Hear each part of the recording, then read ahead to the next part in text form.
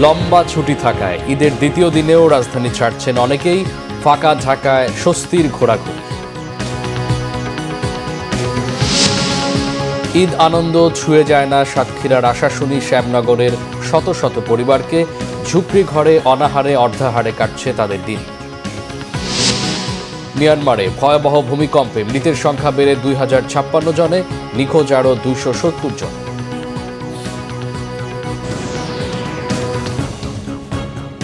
দেখছিলেন crown cement সংবাদ শিরোনাম, এবার বিস্তারিত। ঈদের লম্বা ছুটি থাকায় ঈদের দ্বিতীয় দিনেও রাজধানী ছাড়ছেন অনেকেই। বাস ট্রেনে আজও বাড়িয়ে যাচ্ছেন ঘরমুখো মানুষ। সেদিকে ফাঁকা হয়ে গেছে রাজধানী। ব্যস্ত সড়কে নেই গাড়ির শব্দ, যানজট, পথচারীদের হুড়োহুড়ি এবং কর্মব্যস্ততা। যান্ত্রিক কোলাহলে ভরা শহরটি এখন একেবারেই শান্ত ও নীরব। মেট্রো রেল চললেও নেই তেমন যাত্রী। সকাল থেকে রাজধানীর মিরপুর, বিজয় সরণি, ফার্মগেট, বাংলা মোটর, মগবাজার একেবারেই ফাঁকা। চলছে হাতে গোনা কিছু গণপরিবহন ও ব্যক্তিগত গাড়ি। তবে ব্যাটারি ও প্যাডেল চালিত রিক্সা, সিএনজি, মোটরসাইকেলের উপস্থিতি চোখে পড়ার মতো। শপিং মল, বাজার ও অফিস পাড়া প্রায় ফাঁকা। ঈদের দিন ছুটি কাটিয়ে চলতে শুরু করেছে মেট্রো রেল, চলছে আন্তনগর ট্রেনগুলো। অনেকেই বাসে ট্রেনে বাড়ি যাচ্ছেন, কেউ কেউ ফিরতেও শুরু করেছেন। তবে ফিরে আসা বাস ট্রেনে নেই যাত্রীর চাপ। দর্শক, এই মুহূর্তে রাজধানীর বাংলা মোটরে রয়েছেন বিশেষ প্রতিনিধি গোলাম মইনুল্লাহ আহসান। যুক্ত হচ্ছি তার সঙ্গে। আহসান, রাজধানীর রাস্তাঘাটের এখনকার চিত্র কেমন দেখছেন আমাদেরকে জানাবেন। বাস টার্মিনাল বা রেল স্টেশনে কোনো খবর কি আপনার কাছে আছে কিনা? আপনি জানেন মামুন, আপনি ধন্যবাদ। আপনি জানেন যে ঢাকা এখন 9 দিনের একটা ছুটির মধ্যে আছে। তো সেক্ষেত্রে কিন্তু ঢাকায় এখন খুব একটা পরিবহন তো আসলে চাপ নেই এবং রাস্তা আমরা বেশ ফাঁকা দেখছি। বিশেষ করে পরিবহনের সংখ্যা কিন্তু বেশ কম।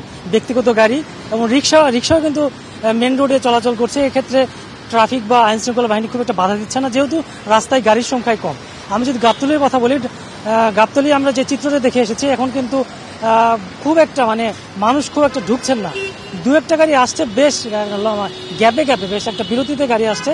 এবং যে যাত্রীগুলো ঢাকাতে ঢুকছেন তাদের আসলে ব্যক্তিগত কাজ, ঈদের আসলে ওই বিষয়টা এখানে বড় ভূমিকা নেয়। তাদের ব্যক্তিগত কাজেই তারা ঢাকাতে ঢুকছেন। তাদের চিকিৎসার বিষয় আছে বা ঢাকাতে ঢুকতে হবে, তারাই ঢাকাতে ঢুকছেন। এবং আমরা গাড়ির যে পরিবহন সংস্থা যারা বলছেন, তারা আসলে অলমোস্ট গাড়ি ফাঁকাই ঢুকছেন।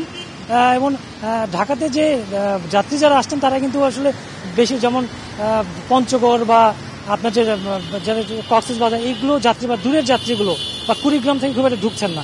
আশেপাশে নারায়ণগঞ্জ বা টাঙ্গাইল এগুলো থেকে কিন্তু আসলে যাত্রীরা আসছেন।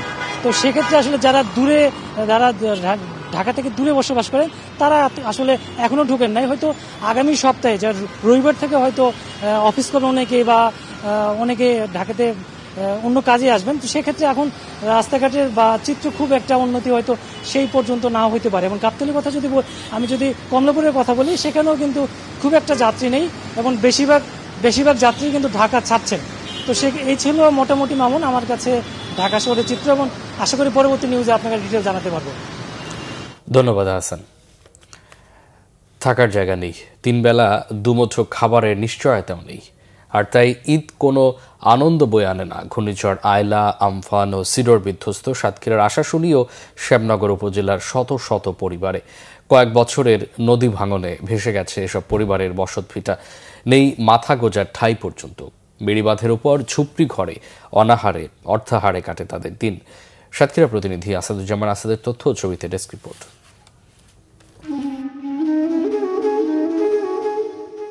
উপকূলীয় এলাকা সাতক্ষীরার আশাশুনি ও শ্যামনগর।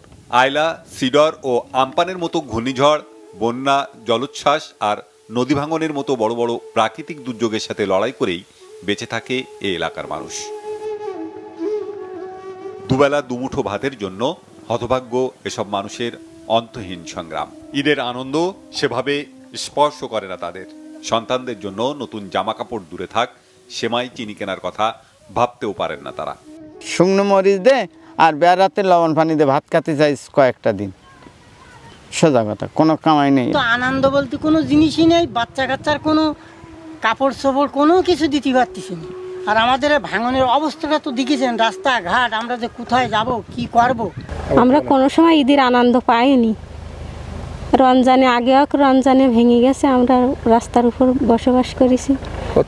উঠি উঠি তো আমাদের এই 4 বছর আমরা ডুবিছি। না আমি ঈদ আনন্দ করবো কি নেই কিছু তা আমাদের 4-5 বিঘে জমি ছিল তো সব চলে গেছে নদী ভাঙনে। আমরা এখন অবদার ছেলে ফেরেছি খোলে। ঈদ তো পুড়ি মরে গিয়ে এখন কি খাওয়া তাই কোনো লাইন নেই, এখন অবদার ছেলে থাকি ওই চলে, ওই কষ্ট মষ্ট কিছু চলে কোনো রকম। আমাদের আইলেজ করে সেরকম চলে না, সেই জন্য আমাদের ঈদের কোনো মনের কোনো আনন্দ নেই ঈদের জন্য। ইনকাম না থাকলে আনন্দ কোথার থেকে আসবে? এখন থাকেন কোথায়? এখন থাকি এই নদীর চরেতে থাকি, আর কোনো জায়গা জমি নাই কিছু, এই অবদার বাইরে চরে এখানে থাকি। অভাব অনটনে ত্রাণ নয়, টেকসই বেড়িবাঁধের দাবি তাদের দীর্ঘদিনের, কিন্তু হয় না কিছুই। প্রাকৃতিক দুর্যোগে বারবার ক্ষতবিক্ষত হয় উপকূল। প্রতাপনগরের চাকলা, সুভদ্রাকাঠি, রুহায়ারবিল ও মাদারবাড়িয়া গ্রামের 3 শতাধিক পরিবার 10 বছরেও ফিরতে পারেনি বসতভিটায়। 2 থেকে 300 মতন ঘর এখনও আপনার রাস্তার উপরে আছে। আমরা যদি বিভিন্নভাবে আমরা চেষ্টা করে যাচ্ছি সরকারের কাছে তথা এনজিওদের কাছে, যাতে করে এদেরকে আমরা বাড়ি থেকে ফিরে আনতে পারি যারা চলে গেছে, আর যারা আপনার রাস্তার উপরে আছে তাদের চাউল ডাউল এবং বিভিন্ন রেশন এবং ঈদের চাউল আমরা দিয়েছি, এর মধ্যে দিয়ে আমরা সহযোগিতা করে তাদেরকে যত সম্ভব চেষ্টা করে যাচ্ছে। সাতক্ষীরার উপকূলীয় এলাকার মানুষ শিকার হয়েছে সিডর, আইলা থেকে আমপান পর্যন্ত 7-8টি প্রাকৃতিক দুর্যোগের। ব্যাপক ক্ষয়ক্ষতি এখনও কাটিয়ে উঠতে পারেনি উপকূলবাসী, কাটেনি অভাবও। Bangla vision news desk.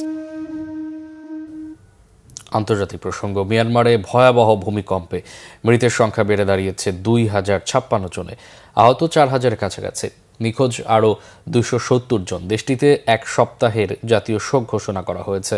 ভূমিকম্পের 60 ঘন্টা পর মান্দালয়ের একটি প্রি স্কুলের ধ্বংসস্তূপ থেকে মিলেছে 5 বছর বয়সী একটি শিশুর মৃতদেহ। ওই স্কুল ভবনের ধ্বংসস্তূপের নিচে আরও শিশুর মৃতদেহ চাপা পড়ে আছে বলে আশঙ্কা করা হচ্ছে। মিয়ানমারে মানবিক সংকট আরও ভয়াবহ হতে পারে বলে সতর্ক করেছে উদ্ধারকারী দলগুলো। এরই মধ্যে দেশটির হাসপাতালগুলোতে দেখা দিয়েছে প্রাথমিক চিকিৎসার সংকট। ধ্বংসস্তূপে পরিণত হয়েছে মিয়ানমারের আরেকটি শহর নেপিতাও, এর 1000 শয্যা বিশিষ্ট একটি হাসপাতালও। ভূমিকম্পের আঘাতে হাসপাতালটির ছাদ ভেঙে পড়ে সম্পূর্ণ ধ্বংস হয়ে যায় জরুরি বিভাগ। এই অবস্থায় হাসপাতালে থাকা রোগীদের সামরিক ট্রাকে করে সরিয়ে নেওয়া হচ্ছে। এই ছিল এখনকার মতো। পরে সংবাদ দুপুর 2টা, এর আগে 1টা রয়েছে নিউজ টপ 10 দেখার আমন্ত্রণ রইল। এছাড়া বাংলা ভিশন সংবাদ ও সংবাদ সংশ্লিষ্ট অনুষ্ঠান দেখতে ভিজিট করুন www.bfnews24.com ও facebook.com/banglavisionnews এবং সাবস্ক্রাইব করুন youtube.com/banglavisionnews। এদের সাথে থাকায় অসংখ্য ধন্যবাদ।